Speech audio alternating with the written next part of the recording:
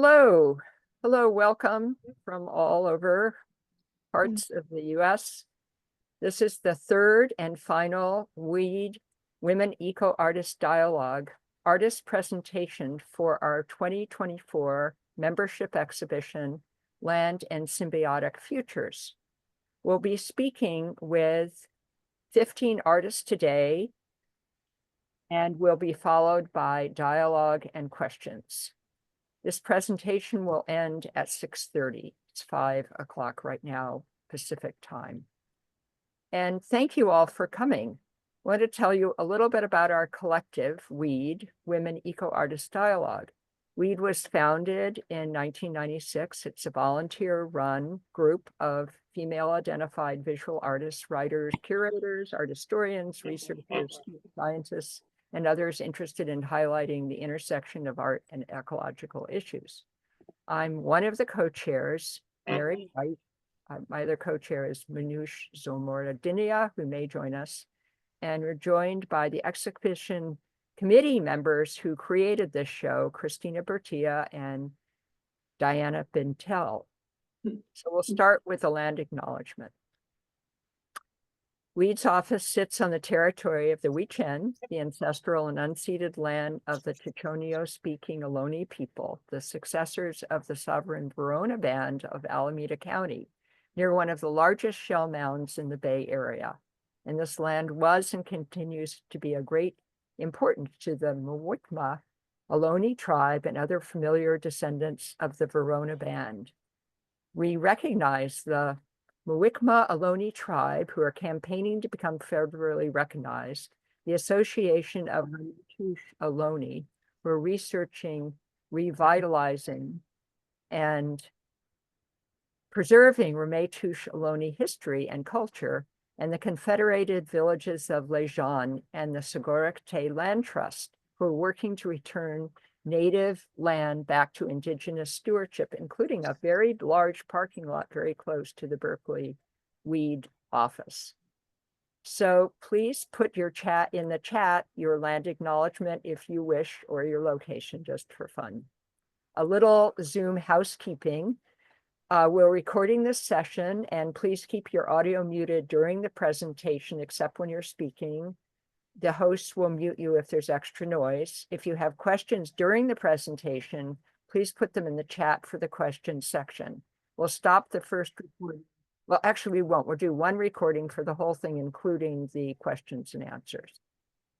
So now we'd like to read the call, which was, this is the call, and we're joined by the juror, I see, which is fun. The call was, human relationships with land and soils are deep and complex, sometimes based on listening and reciprocity, sometimes scarred by exploitation and toxicity. From colonization, war, and industrial agriculture to reciprocity, stewardship, and respect, from minute microbial life to vast landscapes, lands and soils reflect choices to live in unity with or in subjugation of the natural world. WEED invites stories of land, soils, and visions for the future, both ecological and cultural. Now, I present Christina Bertia, who will be organizing the artist discussion. So here was our Instagram post about this exhibition, this particular artist presentations. And first we have Abby Perry.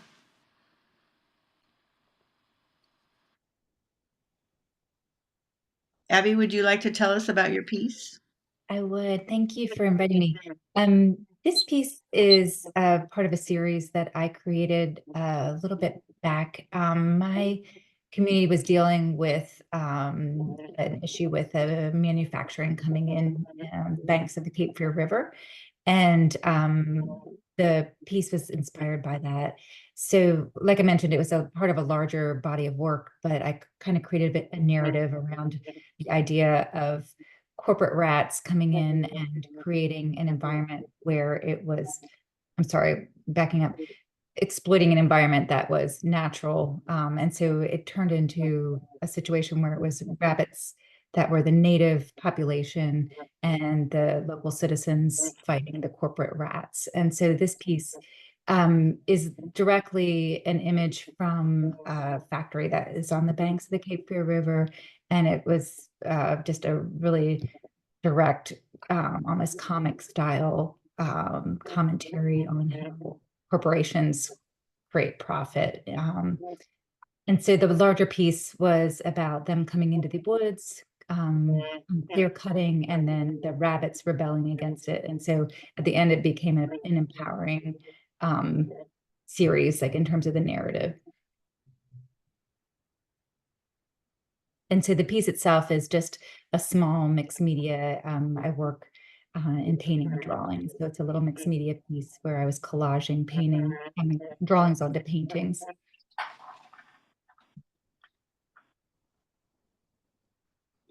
Okay, are you finished? I think so, yeah. Okay.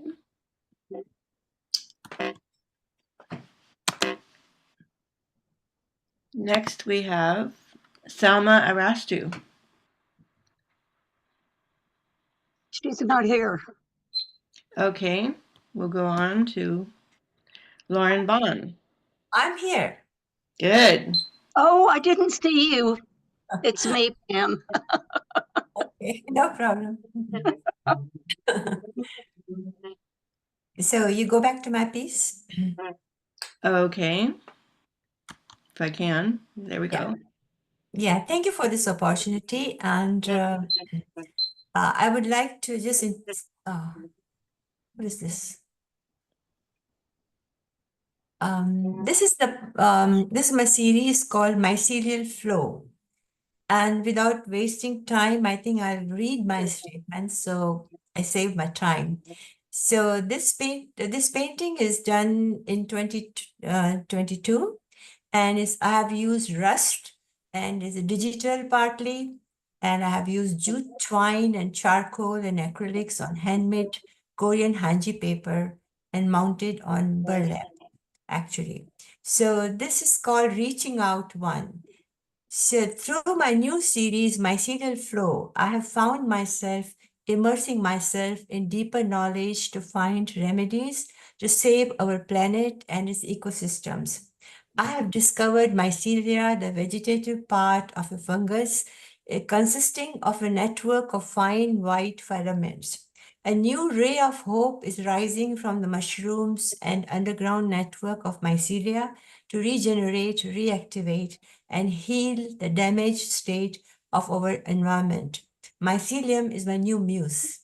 Mycelium in nature believes in the collective ability to channel and receive nutrients where needed, protect against those who harm social progress, and expand roots into necessary sites of growth. The network process also fosters intergenerational relationships that connect the ancient wisdom residing in older trees toward the benefit of younger trees. These mushrooms affirm a commitment to building relationships of trust and that encourage of all life to bloom. Mycelium is a fully open-ended and interconnecting dynamic structure that can continually respond to changing demands of our social movements. The word mycelium, meaning more than one, serves as a metaphor that no justice work is done alone. There are no solo acts, and everything and everyone is interconnected into the web of the whole. Each organization or movement, like mushroom spores, develops individual and flexible characteristics, but always in connection with the communal body. The metaphor of mycelium in a time of social justice and reckoning asks that we center deep connection, ancestral wisdom, trust, and shared resourcing. I see this particular body of work as important in terms of contributing to the aesthetic foundations of movement work. As an artist and member of society, I aspire to embody more and more of these principles in my own practice and ask my audience to do the same. And if there's time, I have written a small poem about it Can I read that? Thank you, Salma. Next, we have Lauren Vaughn. Okay.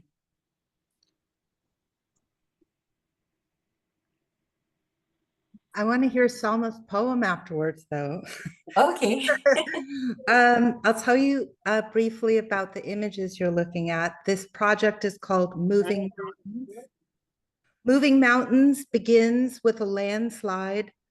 The debris, half a canyon worth of soil, 5,000 truckloads to be precise, was of course always meant to arrive here at the lowest point, but there's a highway that runs through it.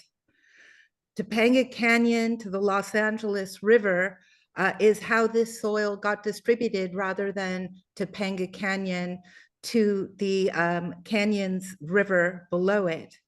This is a story about what we do in the aftermath of disturbances in ecology, what happens when land slips and when rivers are straightened, when brownfields become scars.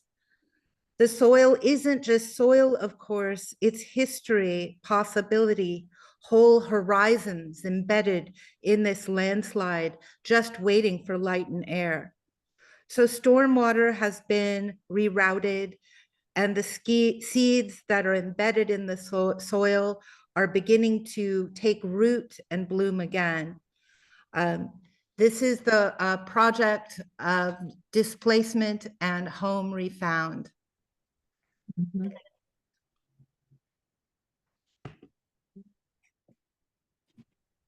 That's good. Okay, thank you. Oh, no. Wendy? Hi, everyone. This piece, it came from a series where I was trying to reconnect with my Indigenous heritage. My grandmother was sent to one of those notorious boarding schools in Canada, and our Indigenous roots were kind of disconnected at that point. And my family has been recently re-enrolled into the Métis Nation with Ojibwe and Cree roots. And I wanted to talk about that in a meditative process through painting. I took 18th century landscape paintings of the land by the Group of Seven, which are a very famous group of Canadian painters who just did landscapes. And I mixed that with the Woodland School of Arts, which is an Indigenous art movement of the 70s. And when Indigenous people talk about the land, there's often animals and spiritual kind of stories about animals in addition to portrayals of the land. And so this is an intermixing of both of those Canadian groups. In part, the Indigenous imagery is meant to reclaim those painted landscapes. And sometimes there's a concept called push and pull in painting, and sometimes you can better see something over the other. And so that happens here, where sometimes you see the animal and sometimes you see more of the landscape. And this is a buffalo. This is a depiction, a woodland depiction of a buffalo, which has the 5 drums in it. And it's a very spiritual depiction. And for a long time, the Indigenous people of Canada did not want to record how they portrayed animals publicly. And it was the 70s that changed that. And so the land kind of comes and goes, and a new image of what it could be through the animal is created. And it's kind of blown apart, because I did this in a computer program, and the blown apartness or the kind of explosion of the two things is intentional, because it also is how I'm struggling with coming back to being Indigenous, and my experience in being Indigenous and not being able to be for a large part of my life. It is all mixed up. It's all kind of an implosion within myself. And it's very meditative and healing to do all these little tiny details. This is quite large. This is about, give or take, 5 to 6 feet.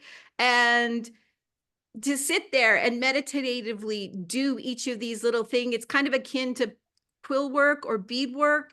And it's very thoughtful and slow and quiet, which I think is a form of healing, which is also crafting or creating anything in the indigenous world can be a way of healing or a good medicine. And so that is what.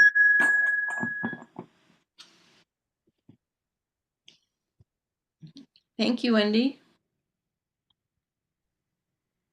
Betsy? Good evening to everyone, and thanks to the weed staff for this opportunity to share my work.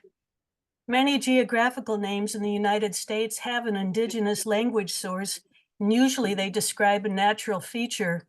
My home in West Virginia is close to the Monongahela River, a word from the Lenape language spoken by the Delaware tribe, which means a place of high banks prone to landslides.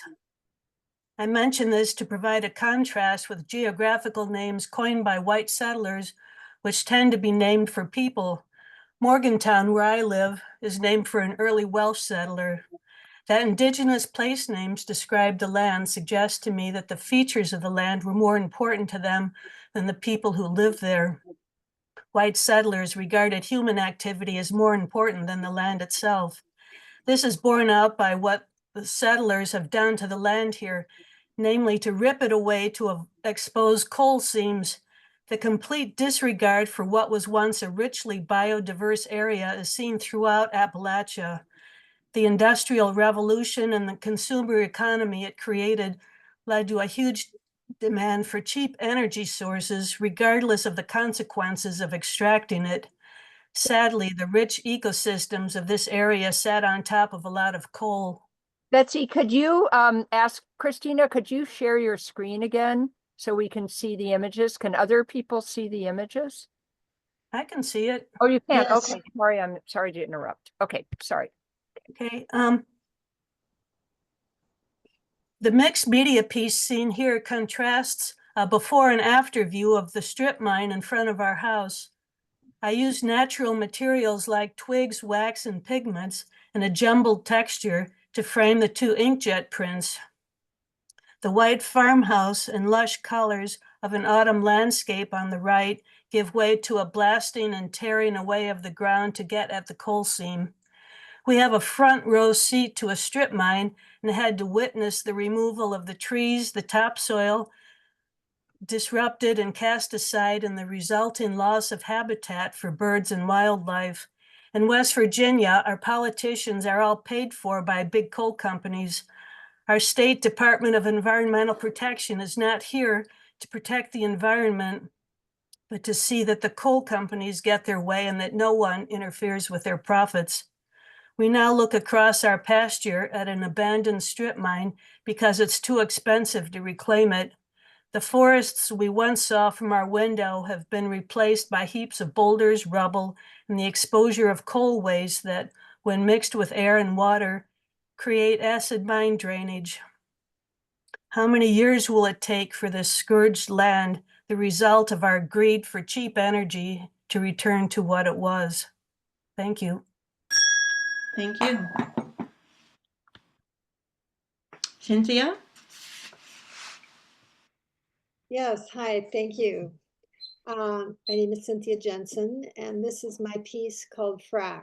I think it's about 17 inches high. It's made of a found drill bit with a wooden handle, and the rocks I made of clay.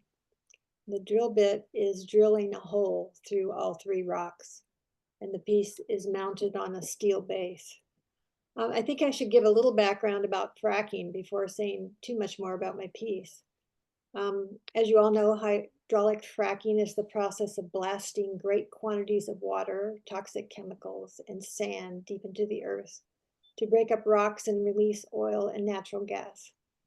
It has a significant negative impact on soil and on the environment.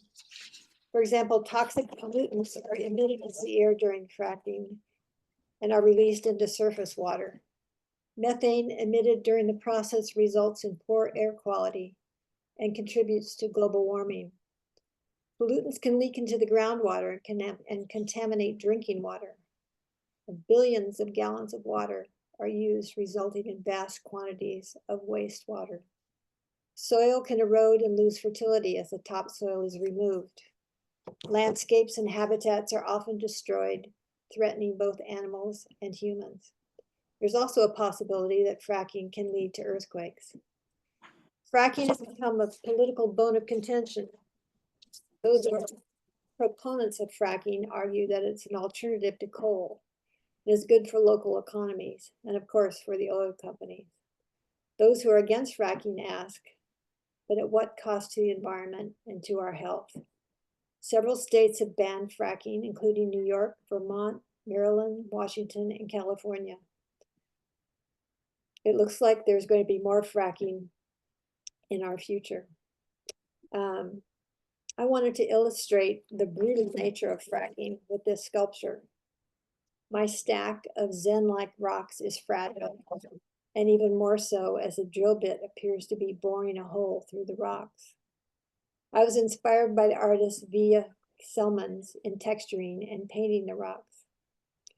I'm hopeful that the destructive force of fracking is evident when you view this piece. Thank you. Thank you, Cynthia.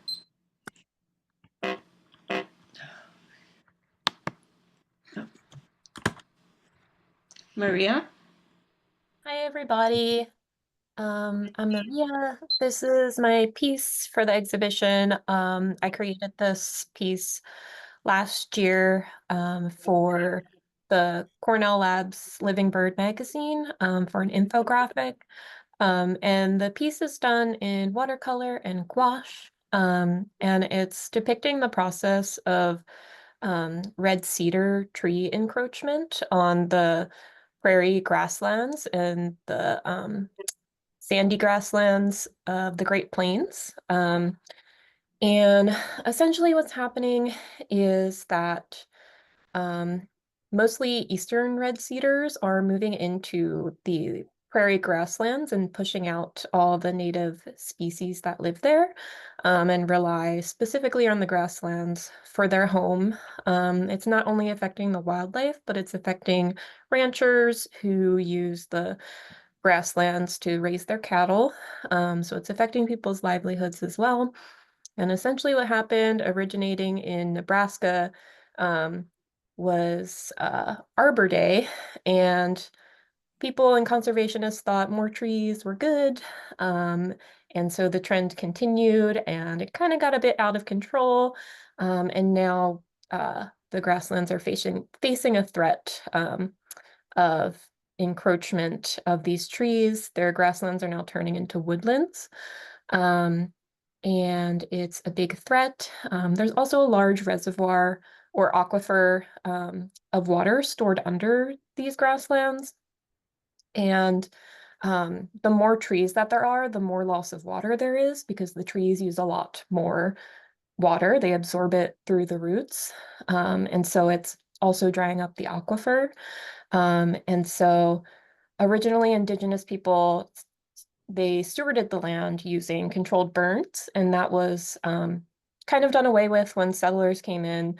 And it's being reintroduced now as a way to control the encroachment. And there is work being done to encourage farmers to accept controlled burning and incorporate it into their practice of farming so that the grasslands can continue and the prairies can continue to thrive, and we can hopefully bring back some of the species that were lost and pushed out. Yeah, so that's what the piece is showing. I think that's it. Thank you. Thank you. Isabella?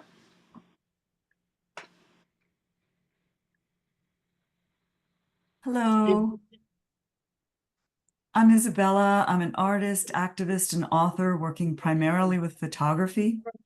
As the daughter of immigrants from Mexico and Italy, respectively, I strive to reconcile values from my indigenous roots with my European heritage. My work has long been focused on ecological concerns. In 2017, I left my home of 21 years in the San Francisco Bay Area to start a job founding the photography and moving image program at a small liberal arts college in central Kentucky. I was able to buy and renovate an old creekside cabin, and for the first time in my adult life, I had space for a garden. I have filled my garden with native plants. Native plants are beautiful, biodiverse, and resilient. Watering, herbicides, pesticides, and fertilizers are unnecessary. Native plants' deep roots break up heavy clay soil and store water. They add organic matter to the soil and support microbial life. Natives are super beneficial to the local ecology, including beleaguered pollinators and wildlife. Almost every day I take a long walk on my creekside road. My garden stands out in stark contrast to the lawns that surround many of the other homes in my neighborhood, like many of the homes in this country. These lawns consist of invasive grasses. Lawns cover 3 times more land than is even used for corn and requires more irrigation than any agricultural crop.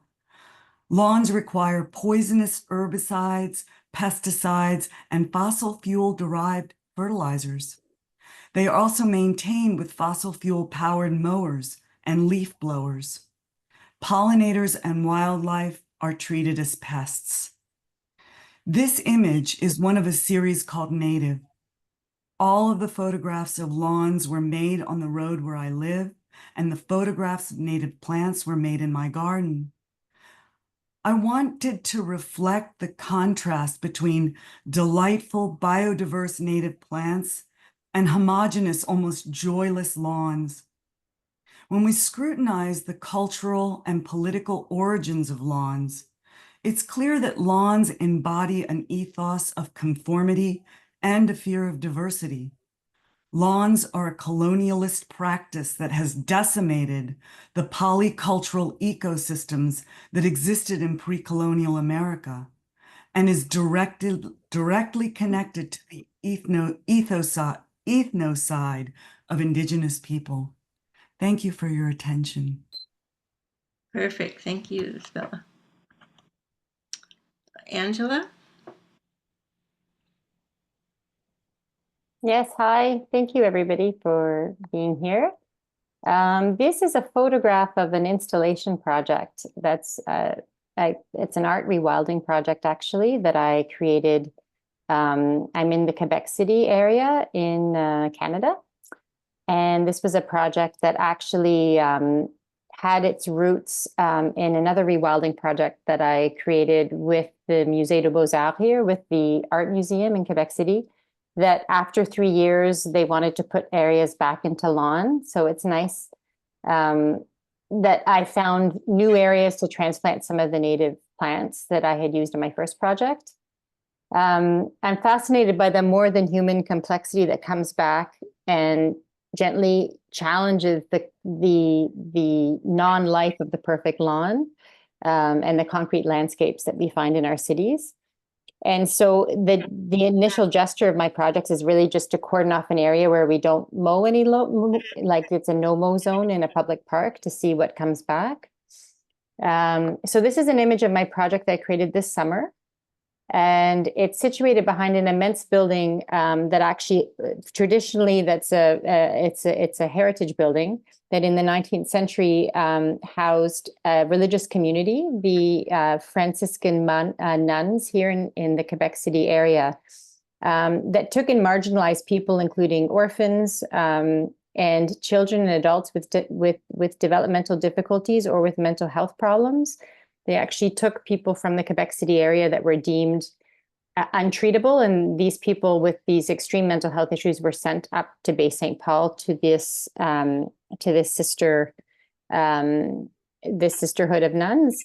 And they also had an auto-sufficient community. So these women also had gardens and they had livestock, and it was really interesting. And they really believed, because Saint Francois d'Assise or Saint Francis of Assisi is the patron saint of ecology. It's interesting because it's their patron saint, and they really saw the importance of putting your hands in the earth for therapy.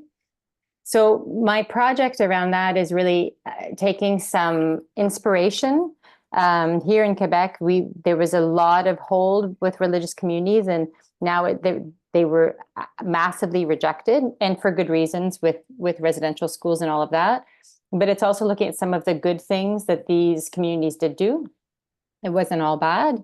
And sort of exploring the value system that was really about service and giving back to the marginalized, specifically people with developmental handicaps or whatever, or mental health issues. So I kind of took that thinking and I applied it to basically our relationship with what we call weeds, or these wild plants that get treated with pesticides and get mowed down, that are often the most resilient plants.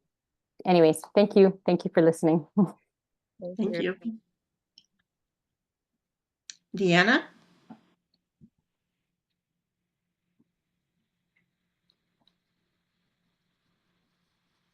Deanna? Yeah, sorry. Unmute. Yeah, so this project, Language of the Land, was a 4-year public art project on a campus where I teach. And I worked with Valerie St. Pierre, who's an Opsaluka tribal member, and she was a student at the college and a leader at the Multicultural Center. So both of us had individually been thinking about how much the campus did not have any representation of the indigenous land or language on it. And so when we met, it was like meant to be, you know, that we would partner and do this project. And so we divided up responsibilities. In the long run of the piece, over the 4 years, we involved the several student groups. Valerie led the indigenous student groups, and we all worked together with ceramic students and ecology students, and a few different faculty participated in different workshops. We had workshops all along. Valerie and I both took language lessons with the Suquamish. I took for 6 months, she was longer. And so we ended up with 8 of these markers that have comments in Lashutseed and the English translation, and then the designs around the outer ring. We commissioned some Coast Salish artists to make those designs, and then we had the different student groups carve them and then fire them, and so on. So they're spread around the campus now in different locations. And I think that's it. I think it's about my time. Okay, thank you very much. Pamela? Hi, I've been really fascinated by what people are saying, and so I'm going to change what I was going to say in response to that. But first, let me read something on this. It's really hard to see all this stuff. The part where it says privatization, the part above that says it did not start with homelessness. So my work is about the fact that the earth made itself through that Pangea. It made itself through continental drift, volcanoes, water, wind. The earth made itself, and now people are acting like they are capitalists because they have developed this land. They have, if they're real estate people, they say they have contributed something, therefore they deserve all this money. And I realize also with it's so calm you all are talking about in love, and that I realize how much of mine represents anger. And that the spirituality you're talking about, and I really think I would love to be there and want to think about that. but the spirituality in our society of land has been replaced by property values.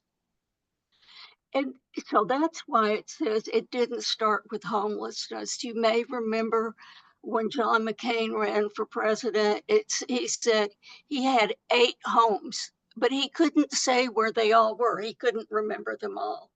But we have so many homeless people. So that's why part of this says investments. That I have a whole series with all these words. Territory, people came in and claimed territory, but what gave them the right to take over Mother Earth? And so this is all just questions. And why can we not have open borders? Why can people not cross over like animals cross over? Anyhow, there's just a lot of questions in here. And part of where I'm coming from, I was an attorney before I retired, so I know a lot about deeds and mortgages and all of that. I didn't end up doing that, but I worked for oil companies, so I know stuff about geology, which I love. The geologists were my friends. And I've traveled a lot. I went to Cuba. There, people can only own one home. One more thing. I went to Iceland, and you could stand there, and one of the best things of any of my travels, you can stand right where the continental drift is and the tectonic plates are separating, and you can see the water coming in. Thank you. Thank you. Kamala? Hi. I'm just going to read mine because it's faster. So, in December 2020, a year after attacks on egrets, herons, and cormorants on nearby Bird Island, I purchased a small corner lot near my yard. I wanted to give this land a breather from encroaching gentrification, displacement, and unhealthy city practices, to see what it revealed if I let it turn back toward what had been there generations past. My epistolary cut-up visual poem embellishes the letter I wrote to the city leaders when my garden came under threat from code compliance. According to the compliance notice, I was not cultivating as city code required. When I couldn't get a hold of the officer whose notice had threatened abatement, fines, lawsuit, and property lien, I wrote to my mayor and councilwoman. My letter explains that I was cultivating, as in caring for the land. Wild One's legal scholars later agreed. Council staff came to the land's defense. However, I was not imposing my will on this land. Moreover, I was not compliant with imagined whims of people passing by for a manicured crew cut look that code compliance imposed on our neighborhood. The morning I learned code compliance men were inviting themselves to my land, I called around frantically and was joined by friends. We were told that to slash the 12-foot sunflowers and amaranth to 12 inches. When I tried to explain my land relationships by saying I had grown up on Kansas prairie, the city arborist barked back, "Well, you can't have prairie here." While inside, I was in agony. I said simply that I had not said that this would be a prairie, but that prairies exist down the center of the continent from Canada to Mexico, and we have the right to urban wild spaces. Barrio prairies have a rightful place in our cities. Despite further negotiation on Zoom, the code compliance head ultimately left the threat of abatement hanging over us for the next 2 years. When friends on Facebook, where our land struggle gained international notoriety, advised I name the lot, I recalled John Lewis's words, "Ordinary people with extraordinary vision can redeem the soul of America by getting in good trouble, necessary trouble." Thus was born the Garden of Good Trouble. Thanks to Weed for this chance to share good troublemaking land art. Thank you very much.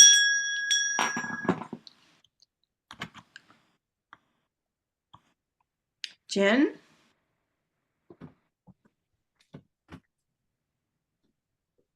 Hello. So my piece is something of a performance piece called Yard Work.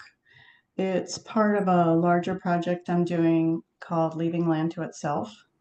This piece in particular, it's a slow action performed wearing white coveralls. I perform actions in my front yard, including careful weeding, which would be weeding without pulling any native or beneficial plants. I draw and write about the seasonal plants I find on my coveralls. I wear one set for each season as they collect stains, dirt, and notations. This action aims to reject our current methods of tending to the land we call ours: weed whacking, raking, leaf blowing, covering it in rock, non-native grass, and astroturf. Instead, native plants can grow and go to seed, and leaves drop to cool the ground. In doing so, I try to make way for the biome to recover. This project addresses ecofeminist ideals, including performative ecology and the ethics of care. It enacts a radical approach to our current methods of land management that require personal, direct contact rather than theoretical, efficient solutions. This piece proposes a future of inquisitive understanding where our interactions with non-human life are enacted with thoughtfulness and a sense of integration, where we consider our impact on the land, but also approach the small and mundane with more wonder and respect. The larger project I spoke of, which initially was to purchase a piece of land similar to what Kamala was talking about, and then kind of let it grow as it needed to, but also try to encourage it. But not having the money to do that, I've just been using my own yard as my, space of experimentation. And this is just one of the ongoing projects. Other ones are creating a basket out of Bermuda grass, because Bermuda grass is planted here in Phoenix like crazy. Everybody loves it for some reason, but it's an invasive, like damaging weed that kind of strangles the roots of other plants. So I wanted to try to make a way that I didn't hate it, and decided to start weaving a basket from it that I could use to carry away the Bermuda grass that I pull. And other projects are kind of hanging pens from plants to see how the plants draw their own movement, creating botanical posters of native plants, seasonal native plants in this area, so that people have a better understanding of what is and is not something that is damaging in their yard. Found out that a lot of the plants that are growing are actually edible and beneficial, and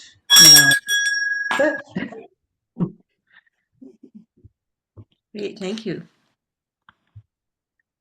Next, we have Juniper. Hi, everyone. It's really great to hear hear about everybody's work and all of the really beautiful work that you guys are doing.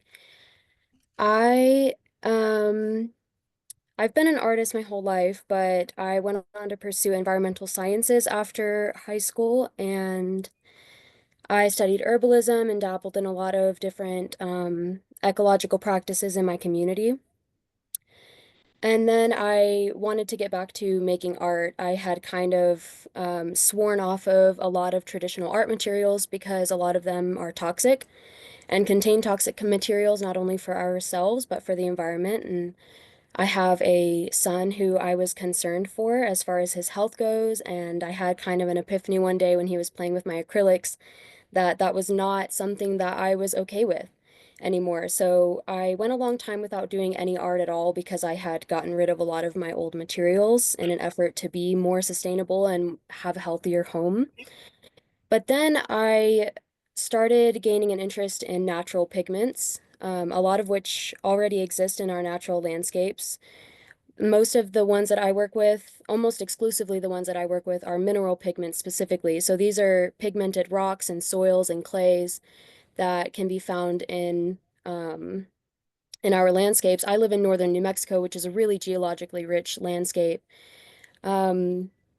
So it's been really interesting to build this relationship with minerals, specifically because I did not have any relationship with them at all prior to this. And my focus in environmental studies for years has been mostly botanical, mostly agricultural. I focused a lot on food forests and herbal medicine and things of that sort, land regeneration and things like that. But just in the process of starting to work with natural pigments, I've started to gain a very deep understanding of geologic landscapes and overall a better understanding, I think, of how Earth operates in general and how Earth really is a living being, because when you start to work with geology and study geology, you start to understand the Earth in geologic timescales.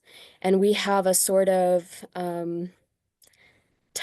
temporal like dysmorphia. We don't understand exactly how long the timescale of the Earth or our landscapes actually exists in. And even a lot of environmental work exists in human timescales, or maybe a timescale of a few hundred years, which is an improvement, but it's still not what we need to focus on. And or as environmentalists, we need to be thinking much bigger than that. Even if it's not the sole focus of your work, it is something that is absolutely necessary for all of us to understand as human beings on this planet. We've been here for a second, just like the briefest moment in the Earth's history, and we're still babies. So we have so much work to do. Thank you. Appreciate you. Mary? Hi, I'm Mary White, and I'll read part of this and then speak a minute.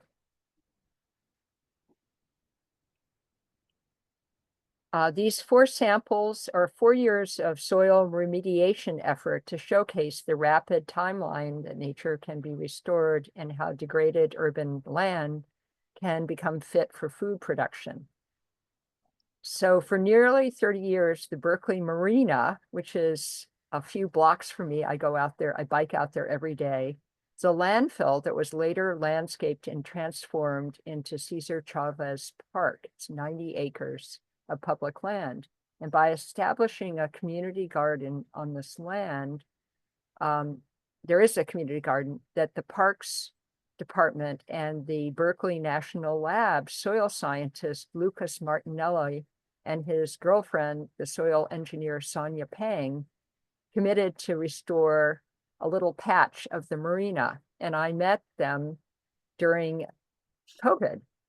And what we were thinking about is how to communicate this process of what happens when soil is remediated and convince people that it's worth it. So what they did, and what I'm trying to document here, is after they'd had decades of garbage at the marina, they put in 12 inches of fill dirt and a replication which is kind of a replication of the function and diversity of the forest landscape began. And they got dump trucks of mulch that were brought in, and which were recycled local wood chips. And it's very easy to get them. They give them out free in our city. And then Lucas works with mushroom remediation. And so he brought in spores from various, those chips where they grow the mushrooms down in Salinas. And so every year they kept adding to this soil. So I have samples of the first, second, third, and fourth year. And I asked them if I could work with them to show what happens to the root structure. So if you look on the left is the soil, which is in the upper left, you can see the original soil. And then after 1 year, 2 years, 3 years, and 4 years. And what was really interesting, we've done this project a couple of times, is that the findings are that when you're growing fava seeds, is that the upper plants look about the same, but the plants with the 4-year soil lived much longer. They required less water, even though I'd watered them the same amount, the water would get kind of moist. I put in the same amount. And the root structure was much deeper and more complex and thickly woven. So that was the results. I thought it was a fun way to show children, to show people who don't know about soil, what happens when you add and try to remediate your soils. And Lucas did the tests at the end of 4 years, and it's completely safe to grow food in now. I have a little garden down at the marina. Thank you.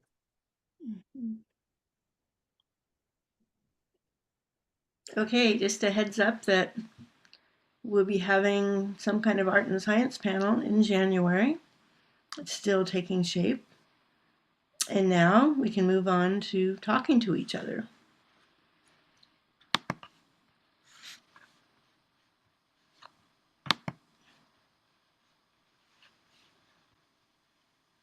So people can put their hands up either in the reactions, or you can just raise your hand. Who would like to start?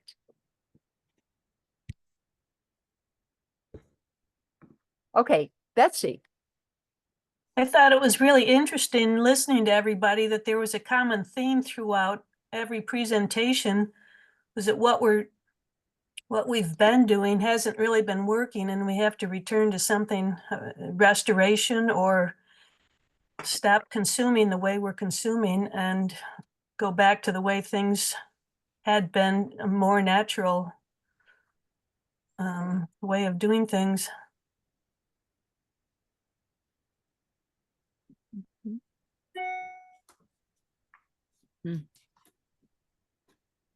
Yes, Deanna.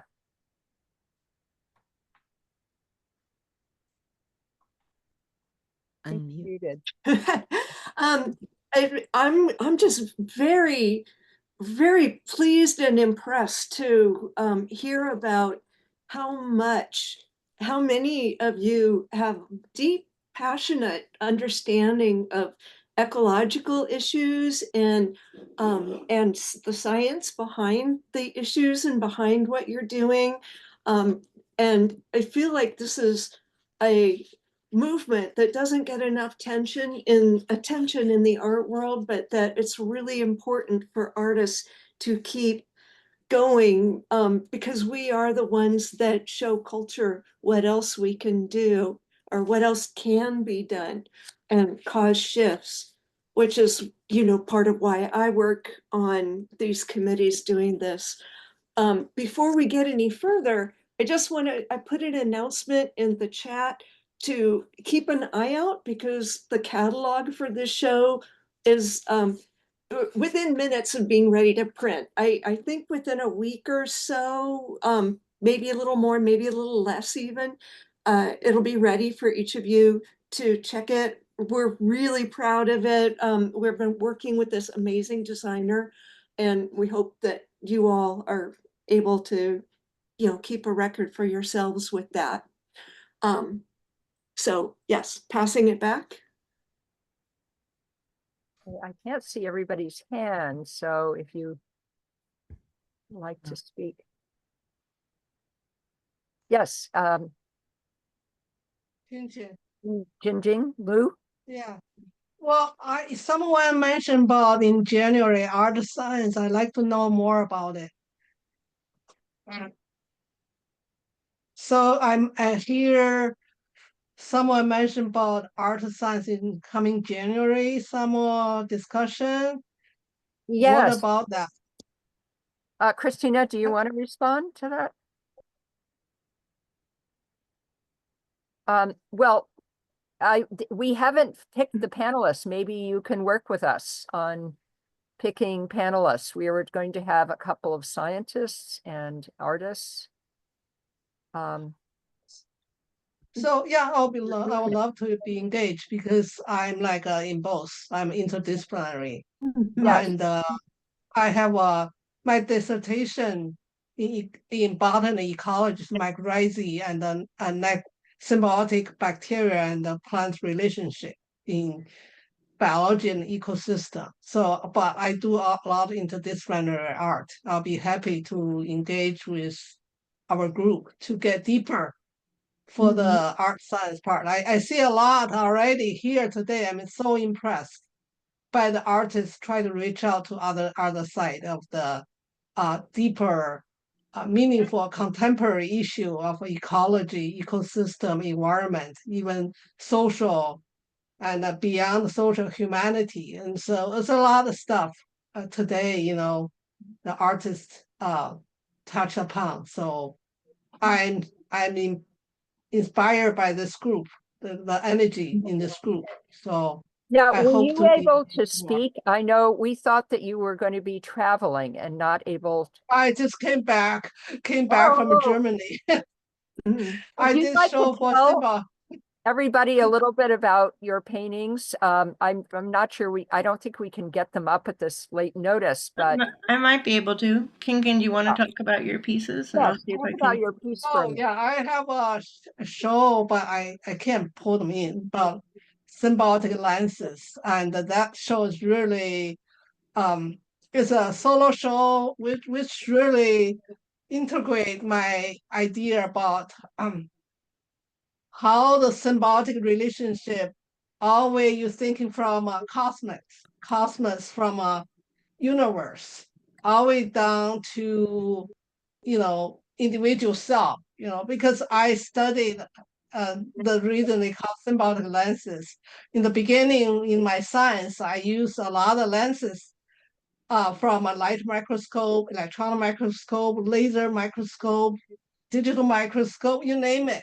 I study the mechanism and the process of symbiosis between the fungus, bacteria, how they interact with the roots, how they do nutrient, water, and all the issues. Then later I did some climate change science. So I'm thinking, when the reason I went to Berlin, they have there's a pioneer natural scientist called Humboldt. So Yes. he before even industrial revolution, he went to study in South America. He discovered the human-induced climate change even before industrial revolution.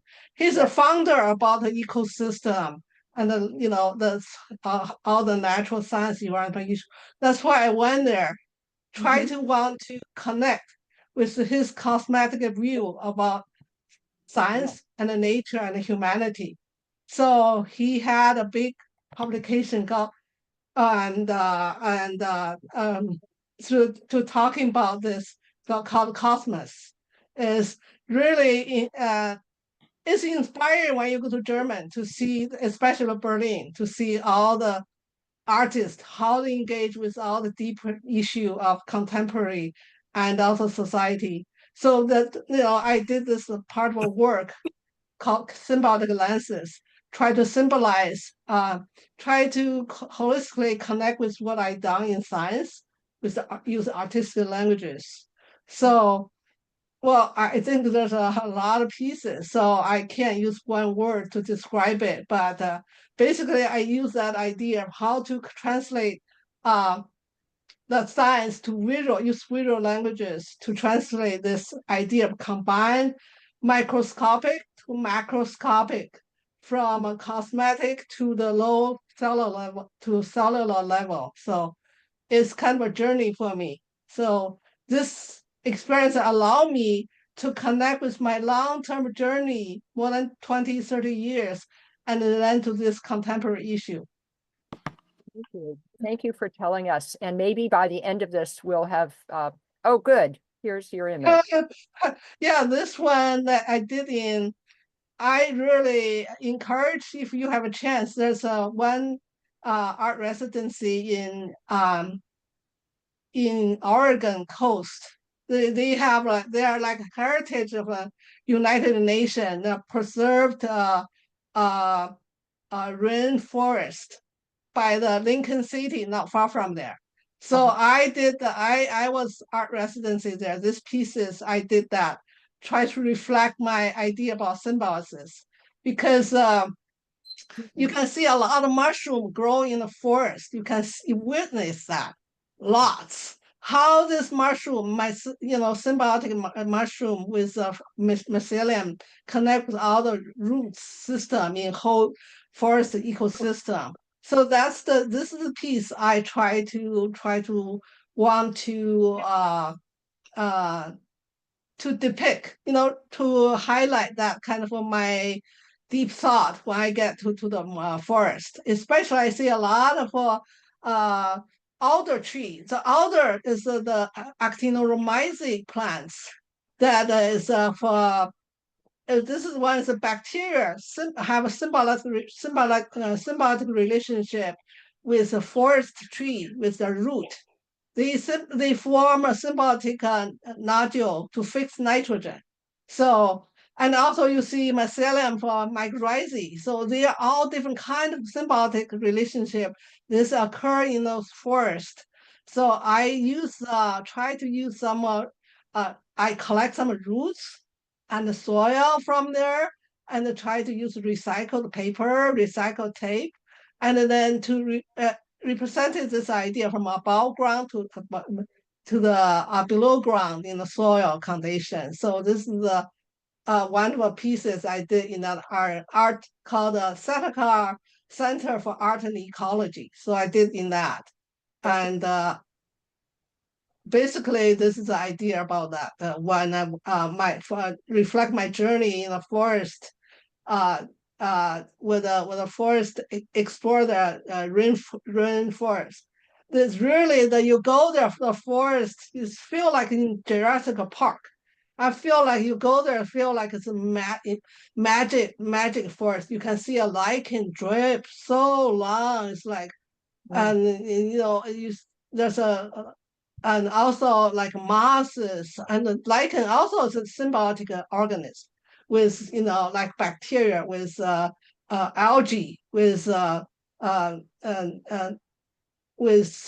the ecosystem. You can see a lot of different type of symbiotic relationship there. So thank you so much. This is really marvelous. Wonderful.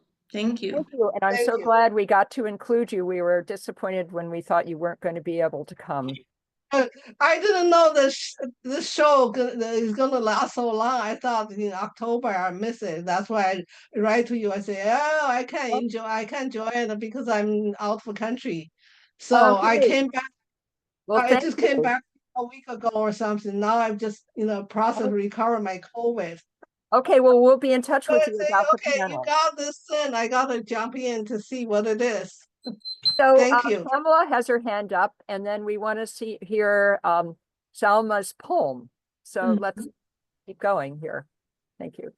Yeah, just real quickly, I wanted to answer a question I saw in the chat about what has happened since 2021 and on the land there, and it continues. I was having some trouble with when I would plant things that were growing well, they would get stolen, and that on top of watching out for being abated and from this code compliance. So I thought about putting up a fence, but I really didn't want to do that either. So anyway, I started looking out for foraging plants and chili pequins and stuff like that, and that would come up and that people wouldn't necessarily recognize. So I've done some of that. I planted some natives that have been growing, and I post photos on, I don't know if anyone else is on Facebook, but I post a lot of photos from the land,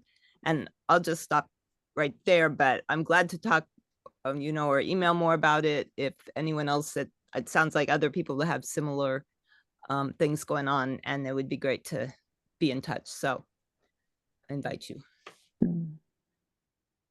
Salma, did you want to read your poem? And then while you're getting ready, I noticed there's a Pam Pitt put in, we have a week to contact Joe Biden to ask him to publish the Equal Rights Amendment before he goes. And here's the link. So everybody want to copy that? And you can- I'm sorry I didn't ask about that beforehand, but it just occurred to me. I thought I'd throw it in there.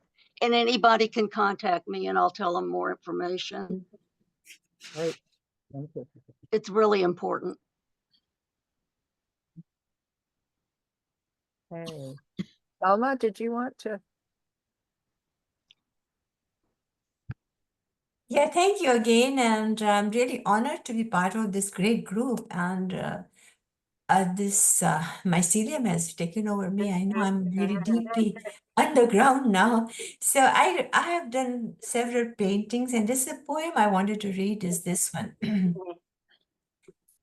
I secretly watched the intimate moment between the roots and the mycelia, who met, advancing, moving rapidly, the roots embracing them, twining around, pouring nutrients, water, and love, and roots wandering, surrendering, receive nutrients, water, and love, and continue thriving. Is it my imagination or scientist proven theories? Maybe, but it is inspiring a new hope in these times of environmental collapsing stories. So that's it. Like, I'm really excited to learn about what is happening. As an artist, I never read science so with such interest, but nowadays I'm reading scientist books, Merlin Sheldrake and, Susan Simard and other artists, they have taken over my imagination. I'm seeing new vistas underground, and I'm totally inspired and excited. I hope I can contribute something real, as you all are doing with real work, but so far I'm on my studio, but I bring all natural elements in my work now. So thank you for inviting, and thank you for this connection. Thank you. I have a question for whoever wants to answer it about did entering this show or working on this piece bring forth some new ideas? And if so, what are you working on now?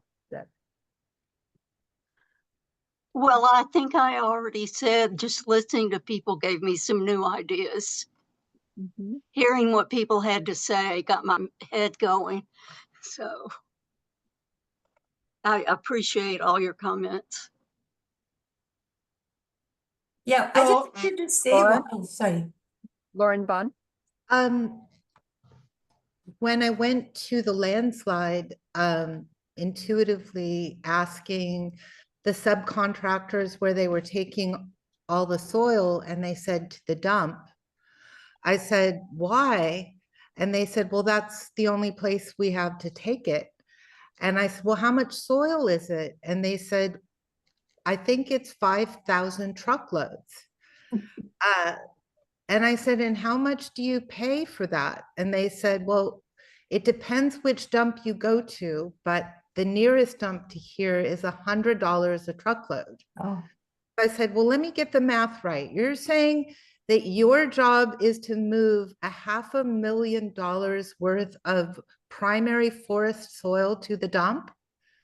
And they said, yep. And we think we underbid for this project because they have to guess. Their employer is Caltrans. I said, well, what if I can find you a place for free to take that soil? They said, well, we'll take it to you. I said, give me 24 hours. So I found a place to bring the soil. And by Friday, we received 1,000 truckloads of soil at one spot. And by Tuesday, 1,000 truckloads to another spot. 6 months later, we have hundreds of laurel sumac trees growing, amaranth, sage, all the rest of it. So what I've learned is that a new protocol wants to emerge for landslides that takes landslide material to compromised brownfields rather than to the dump. So that's what I'm working on, is a new protocol to show that our taxpayer dollars should actually not be taking valuable topsoil to the dump. Very good. I have something to say. I saw something from somebody regarding my calligraphy. So I just wanted to say that that is how my work is. I'm a very spiritual artist. I was doing Arabic calligraphy for a very long time. And now I do this mycelium because I think the mycelium messages relate to my verses from Quran, like bringing everybody together, connecting them. So I call my new series of work Soil and Soul. And I'm very excited to share with you that I'm having an exhibition with University of Redlands in Southern California. And they called me and they've invited me to show my Arabic calligraphy paintings and mycelium paintings, because I know the connection and I'm so glad that they saw that connection.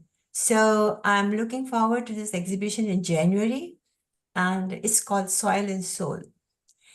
And yes, I'm very inspired from the line of Arabic calligraphy and the line of mycelium, entangled and connected and communicating and collaborating. And, I don't know what else to say. It's all interconnected. We are all one. Thank you. Thank you. Do you have any more comments or thoughts? So, okay, I want to add one more thought. When I deeply engage with science, quite often my mind is stuck into just natural, relationship between different organisms, symbiosis. Now, after I done a lot of artwork and engaged in my Berlin experiences, searching the soul of a humble, and also engage with our practice, I'm thinking beyond just natural, now human symbiotic relationship, because I'm thinking about also symbiotic relationship in society, human to human, unity, and human to nature. There's a lot of symbiotic relationship, but sometimes we're misleading by competition. So, and as competition, whoever is the weakest will be just wiped out. You can see a society, if we have more symbiotic relationship, we have a better unified world. So that's what I'm thinking. I feel like my mind is elevated, liberated more beyond now human relationship. So think about nature and human and society for the symbiosis. Thank you. I really appreciate that you brought up Humboldt. I don't know if everybody's familiar with, there's a couple of books about him. I can put them in the chat. It's really inspiring because he basically identified that humans were pulling resources out of the land and not returning them very early, in the 1800s. Betsy, I have a question for you. I'm wondering, are just regular people doing any kind of remediation or trying to heal any of these incredible scars that are happening in the land around you? Yes, I'm involved with the Sierra Club, and I've been fighting, trying to contact the DEP and the Office of Surface Mining and Reclamation Enforcement, and we write letters and call them and complain about what they're doing, and they do try to make an effort to get rid of the acid mine drainage, but there's just a complete lack of money to deal with the problems, and money is the issue because the bonding that coal companies are required to pay in order to get their permits is about 1/10 of what it costs to actually reclaim the land. So we need to change the laws so that coal companies and fracking companies are required to pay what it actually costs to reclaim the land.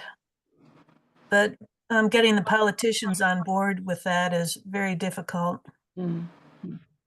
because they're all paid for by the coal companies. Right. but we are doing what we can to make our voices heard. If we could help in any way, organizing a show around that issue or something, we'd Oh, thank you. hear about that. Yeah, we'll certainly keep that in mind. Well, when I start my project, McRisey, I work with another McRaiser leader in the world, and she studied like more than 35 years ago. She studied how McRisey helped for reclaim and restore the like the mind, like all the discard mined land, all the situation. So there's a scientist doing that work more than 30 years ago, and he did a lot of accomplishment. She did a lot of accomplishment with that. So scientifically, a lot of research already show symbiotic relationship helps reclaim the mind, and that's a big thing Mike Reiser can contribute.